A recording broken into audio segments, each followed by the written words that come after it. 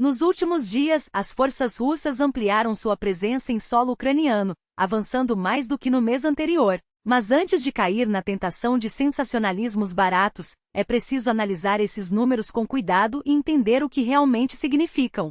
Afinal, o que parece um salto expressivo pode esconder uma realidade bem diferente quando colocamos os dados em perspectiva. De acordo com informações divulgadas pelo Departamento de Defesa dos Estados Unidos, as tropas russas ocuparam cerca de 500 quilômetros quadrados em novembro. Pode até parecer muito, mas basta uma rápida comparação para perceber que não se trata de um recorde. Em julho deste ano, por exemplo, os avanços foram ainda maiores. E se recuarmos um pouco mais no tempo, veremos que em novembro do ano passado a Rússia conquistou impressionantes 730 quilômetros quadrados. Ou seja, o ritmo atual está longe de ser excepcional. Mas há outro dado que merece atenção: o número de ataques registrados pelas forças ucranianas. Segundo o Estado-Maior das Forças Armadas da Ucrânia, novembro deste ano bateu o recorde de ofensivas russas, superando até mesmo o pico observado em dezembro do ano passado. E aqui surge uma contradição intrigante: como é possível que, com tantos ataques, os ganhos territoriais sejam tão modestos? A resposta está na relação entre a intensidade das ofensivas e a eficiência dos avanços. Cada ataque russo, em média, resulta em perdas significativas, o que significa que o custo em vidas humanas por quilômetro conquistado tem sido altíssimo. Em julho e junho, quando o número de ofensivas era menor, os russos conseguiam avançar mais com menos baixas. Agora, mesmo com um volume recorde de ataques, os resultados são pífios. Isso sugere que a máquina de guerra russa está operando de forma menos eficaz, gastando mais recursos para obter menos. Por outro lado, não se pode ignorar a resiliência das forças russas. Apesar das perdas, elas seguem pressionando, alimentadas por um fluxo constante de novos recrutas, uma verdadeira engrenagem de carne humana, como muitos analistas descrevem. Mas esse é um assunto para mais adiante. Por enquanto, vale destacar que mesmo com condições favoráveis no fronte, os avanços russos têm sido decepcionantes. E por que as condições são favoráveis? Porque o clima tem sido um aliado inesperado de Moscou. O outono trouxe consigo nevoeiros densos e persistentes, que têm limitado drasticamente a eficácia dos drones ucranianos. Esses equipamentos, que antes davam à Ucrânia uma vantagem decisiva na identificação e neutralização de alvos, agora mal conseguem enxergar além de alguns metros. As imagens capturadas por drones ucranianos em novembro mostram apenas uma cortina cinzenta, quase impenetrável, o que facilita as movimentações russas. Mas os nevoeiros não beneficiam apenas um lado. As forças ucranianas também têm usado a baixa visibilidade para reforçar suas posições, realizar rotações de tropas e abastecer suas linhas sem serem detectadas. Um oficial ucraniano, em um canal de Telegram, chegou a afirmar que o clima tem sido uma faca de dois gumes, ao mesmo tempo em que dificulta a defesa, também permite operações logísticas mais seguras. Além do clima, outro fator tem influenciado os combates: a geografia dos confrontos. Em novembro, as batalhas se concentraram em áreas urbanas densamente povoadas, como Pokrovsk, Avdiivka, Mariinka e Kupiansk. À primeira vista, isso poderia parecer uma desvantagem para os russos, já que cidades são ambientes complexos, cheios de obstáculos e pontos de emboscada. No passado, como vimos em Mariupol ou Bakhmut, tomar uma cidade exigia semanas, ou até meses, de combates brutais com pesadas baixas de ambos os lados. Mas os tempos mudaram. Com o avanço da tecnologia de drones, as táticas de guerra também evoluíram. Hoje, tentar avançar em campo aberto é praticamente um suicídio, pois os drones ucranianos transformam qualquer movimentação em um alvo fácil. Por outro lado, infiltrar-se em áreas urbanas, onde cada prédio oferece cobertura, tornou-se uma estratégia mais viável. Os russos têm explorado isso ao máximo, penetrando em cidades por meio de pequenas brechas e se estabelecendo em edifícios abandonados. Outro ponto crucial é a incapacidade ucraniana de cortar as linhas de suprimento russas. Antes, cercar uma cidade e estrangular seus defensores era uma tática comum. Agora, com drones russos atacando rotas logísticas ucranianas em profundidade, essa estratégia se tornou quase impossível. Além disso, a escassez de tropas em ambos os lados impede a formação de cercos completos, deixando as frentes mais fluidas e imprevisíveis. Isso levou a uma mudança na dinâmica da defesa ucraniana. Antes, as cidades eram fortalezas naturais, onde os defensores podiam resistir por longos períodos. Agora a melhor estratégia parece ser evitar o combate urbano e, em vez disso, concentrar esforços em linhas de fortificações fora das áreas povoadas. Essas linhas, compostas por trincheiras, obstáculos e campos minados, forçam os russos a avançar em terreno aberto, onde se tornam alvos fáceis para drones e artilharia. Na teoria, essa abordagem faz sentido. Na prática, porém, os resultados têm sido mistos. Em novembro, as forças russas não conseguiram tomar nenhuma cidade de forma decisiva. Mesmo em Pokrovsk, onde houve avanços significativos, grande parte da área urbana permanece sob controle ucraniano ou em disputa. E isso acontece em um momento particularmente delicado, enquanto as negociações de paz voltam a ser discutidas. Moscou precisa mostrar resultados no fronte para justificar suas demandas maximalistas. Vladimir Putin deixou claro que não está disposto a fazer concessões. Para ele, qualquer acordo de paz só será possível se a Ucrânia aceitar a perda de territórios, incluindo todo o Donbas, e abrir mão de garantias de segurança internacionais. A mensagem é clara: enquanto as tropas ucranianas não recuarem, a Rússia não recuará em suas exigências. E para sustentar essa postura, é preciso demonstrar força no campo de batalha. Por isso, ao longo do mês, tanto o Ministério da Defesa russo quanto o próprio Putin não perderam a oportunidade de destacar os avanços, por menores que fossem. Afinal, em uma guerra onde a percepção muitas vezes importa mais do que a realidade, cada quilômetro conquistado ou alegado serve para alimentar a narrativa de uma vitória iminente. Mas os números, quando analisados com cuidado, contam uma história diferente, a de uma máquina de guerra que, apesar de todo o esforço, está cada vez menos eficiente. Vezes são exibidas em mapas oficiais, não passam de abstrações convenientes. A realidade no terreno é bem mais caótica, um mosaico de bolsões de resistência, zonas cinzentas e avanços que, na prática, não alteram o equilíbrio de forças.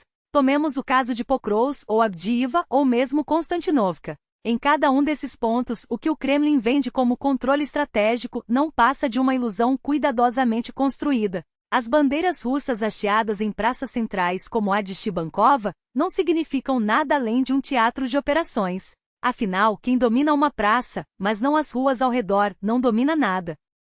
E é justamente essa fragilidade da narrativa russa. Em Konstantinovka, por exemplo, as tropas de Moscou tentam repetir a mesma fórmula: infiltrar pequenos grupos, ocupar prédios simbólicos e declarar vitória. Mas, como em Pokrovsk, a resistência ucraniana transforma cada quarteirão em uma armadilha.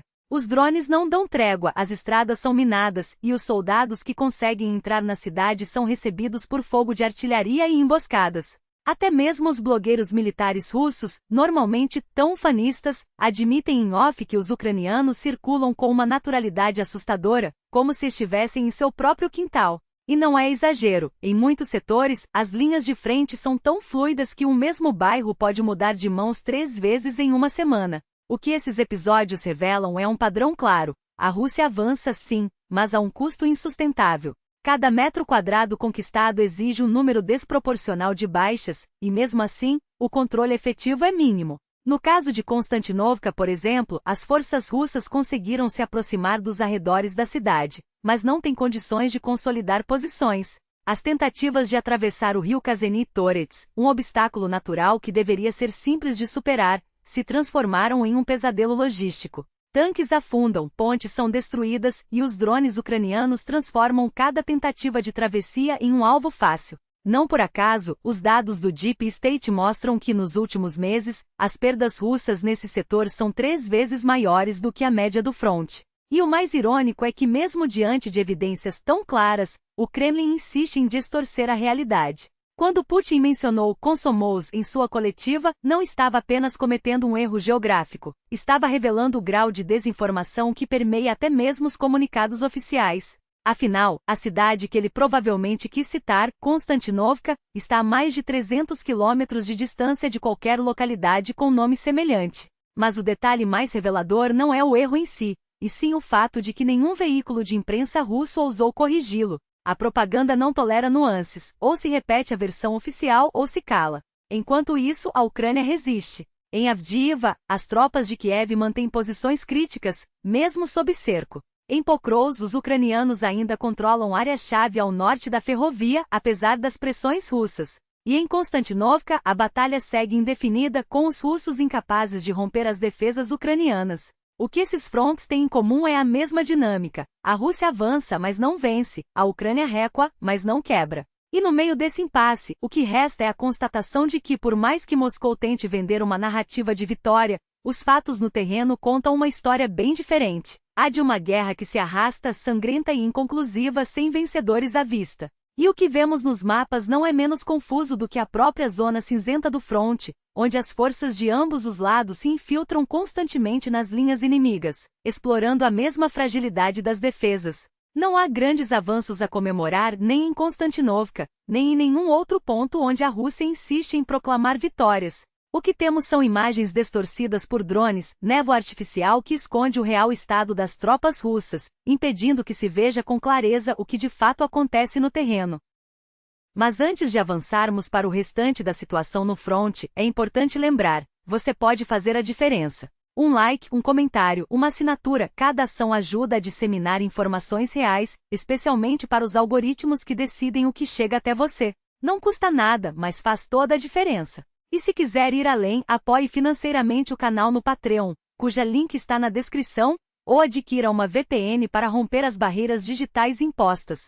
Com ela, você decide o que assistir, ouvir e consumir sem censura, sem restrições, sem a mão pesada de regimes que querem controlar até mesmo o que você pensa. Telegram, Discord, Instagram, WhatsApp, Viber. Tudo ao seu alcance, sem bloqueios. Na Rússia, ainda é legal comprar e usar uma VPN. Mas até quando? Agora voltemos ao fronte. Putin voltou a falar sobre o eixo de Sivers, um ponto crítico pois a cidade funciona como uma porta de entrada para o leste, uma peça-chave na estratégia russa de cercar Sloviansk e Kramatorsk. Segundo o Kremlin, as forças russas já teriam avançado sobre Sivers por 3 direções, leste, sul e norte, com combates intensos dentro da cidade e 8.000 dos 17.000 edifícios supostamente sob controle. Mas a história, como sempre, é bem menos gloriosa do que os números sugerem.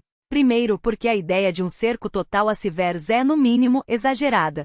Putin parece operar com mapas do Estado-Maior russo que seguem uma lógica peculiar. Se um soldado pisou em algum lugar, aquele território já é considerado controlado. Segundo, porque afirmar que 8.000 edifícios estão nas mãos russas em uma cidade com pouco mais de 10.000 habitantes é, no mínimo, um exercício de ficção.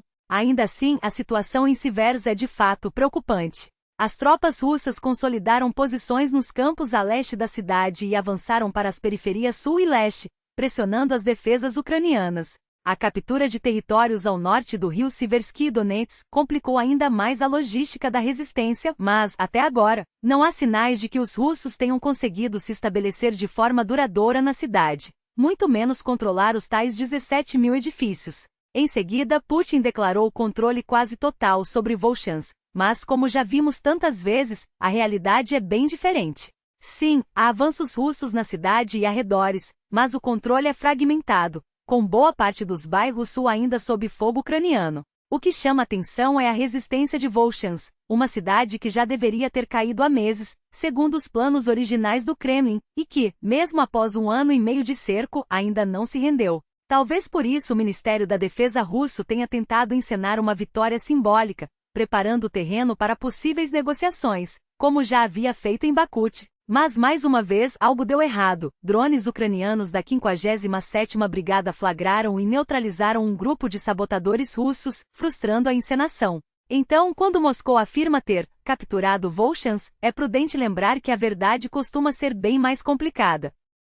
Quando o assunto é a região de Zaporíjia, Putin chega ao cúmulo do absurdo. Segundo ele, a Ucrânia teria construído, entre 2009 e 2020, uma linha de fortificações intransponível na região, uma afirmação que deixa qualquer analista militar perplexo. Afinal, contra quem, exatamente, a Ucrânia estaria se preparando desde 2014? Contra a Rússia. Mas, segundo a narrativa oficial do Kremlin, a guerra só começou em 2022. Ou será que Putin acredita que os ucranianos passaram uma década se fortificando contra fantasmas? Seja como for, a realidade no fronte de Zaporíjia não difere muito dos outros setores. As tropas russas avançam, tomam um vilarejo, são repelidas, sofrem baixas e recuam, como aconteceu em Stepnoyarsk. Às vezes nem chegam a sair dos blindados, como no recente ataque a Robotini, onde, segundo relatos, a infantaria russa foi dizimada antes mesmo de conseguir se dispersar. Mas há um ponto no fronte de Zaporíjia onde a situação é bem mais grave para a Ucrânia. Uma unidade russa conseguiu romper as defesas e avança rapidamente pelo norte da região, na fronteira com Dnipropetrovsk. O ritmo é preocupante. Em questão de dias, as forças russas já se aproximaram de Uliáipole, um importante nó logístico. A apenas 1,5 ou 2 quilômetros da cidade, a ameaça é clara. Se conseguirem avançar, poderão flanquear as defesas ucranianas, isolando as tropas que operam no leste. Esse movimento lembra a estratégia de pinça que a Rússia tentou, e falhou, executar no início da guerra, mas agora com um detalhe crucial. A resistência ucraniana está enfraquecida, e a superioridade numérica russa começa a fazer diferença. O que torna esse avanço ainda mais alarmante é a eficiência das tropas russas nessa região. Enquanto em outros setores do fronte a Rússia conquista, em média, 1% de território para cada 16% de suas forças empregadas, aqui a proporção é inversa. 40% do território ocupado com apenas 16% das tropas. Ou seja, o avanço é 2,5 vezes mais rápido do que a média. E por quê? Porque as fortificações ucranianas construídas a partir de 2023 foram projetadas para conter ataques vindos do norte, mas o avanço russo vem do leste, contornando toda a linha defensiva. Mesmo assim, o ritmo atual, cerca de 13 quilômetros em um mês, ainda é lento demais para uma vitória rápida. A esse passo, levaria mais de 6 meses para chegar a Dnipro e flanquear as defesas ucranianas. Tempo suficiente para que Kiev construa uma nova linha de fortificações, dessa vez adaptada às lições aprendidas, e equipada com drones e sistemas antitanque de última geração. Mas não se engane, o perigo é real. Se os russos conseguirem romper as defesas em Uliáipole, toda a estratégia ucraniana no sul pode entrar em colapso. E por enquanto nada indica que eles serão detidos. Pelo contrário, já chegaram aos arredores da cidade, e a resistência ucraniana, embora feroz, começa a dar sinais de desgaste. O que acontecerá nos próximos dias pode definir o rumo da guerra, e por enquanto as cartas estão nas mãos de Moscou. E o nevoeiro da guerra, que serve a ambos os lados, está sendo explorado para reforçar posições, cavar novas trincheiras e erguer barreiras atrás das linhas em Uliáipole. Se eu estivesse no lugar de Putin, não hesitaria. Avançaria sem piedade, ciente de que a hesitação agora seria um erro fatal. Mas até ele parece incerto. Enquanto isso, o Kremlin saltou para Kupiansk como se fosse a salvação, mas a realidade é bem diferente. A ofensiva russa na região não passa de uma ilusão. Segundo fontes de inteligência, as Forças Armadas da Rússia, FAR, não conseguiram nenhum avanço significativo no último mês. Os sucessos alardeados pela propaganda não passam de teatro. Bandeiras russas hasteadas em áreas já controladas há semanas, vídeos encenados em porões sem localização confirmada e depoimentos de supostos comandantes de assalto que juram ter libertado prédios vazios. Até mesmo analistas pró-Kremlin, normalmente otimistas, começaram a questionar a veracidade das conquistas em Kupiansk. Um deles, conhecido por seu tom triunfalista, foi forçado a admitir que as evidências visuais eram inexistentes no máximo. Imagens de ruas desertas onde um soldado qualquer desfraldava uma bandeira para a câmera, como se aquilo bastasse para provar vitória. Enquanto isso, as tropas russas na cidade estão encurraladas. O comando russo as empurrou para uma armadilha, um corredor estreito, vulnerável a ataques ucranianos de drones e artilharia em toda a sua extensão.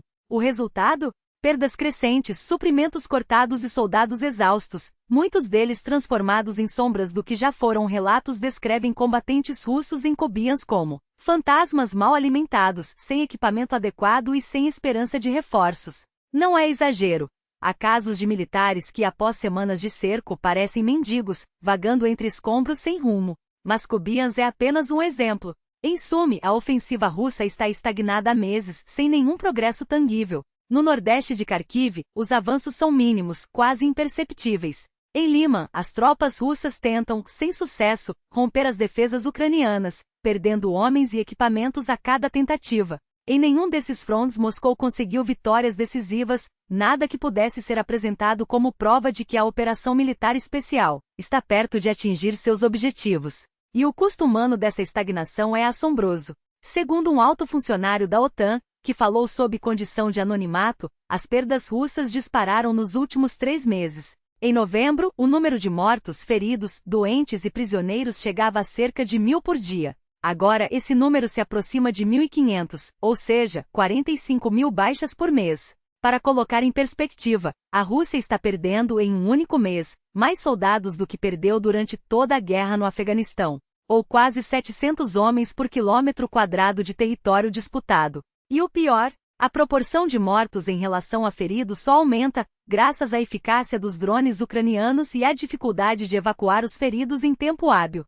O Kremlin tenta compensar essas perdas com recrutamento forçado, buscando soldados cada vez mais longe dos grandes centros urbanos. Mas mesmo esse esforço está chegando ao limite. Analistas e fontes da OTAN alertam que, em breve, o número de baixas poderá superar a capacidade de reposição de tropas. Quando isso acontecer, a máquina de guerra russa começará a desmoronar, primeiro lentamente, depois de forma irreversível. E há mais um fator em jogo: o inverno. O comandante das forças de sistemas não tripulados da Ucrânia, Robert Madjar, revelou que mesmo com condições climáticas adversas, as perdas russas aumentaram 5% em novembro, chegando a 8.449 baixas. Isso apesar do frio extremo e da neve, que teoricamente deveriam dificultar o uso de drones.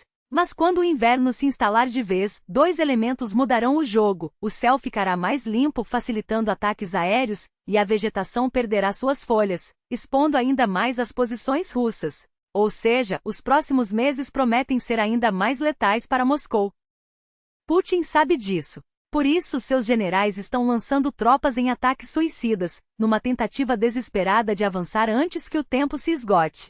Mas até agora a Ucrânia resistiu. As linhas não cederam, as perdas russas continuam a crescer, e a vitória prometida pelo Kremlin parece cada vez mais distante. No entanto, seria um erro subestimar o outro lado da equação.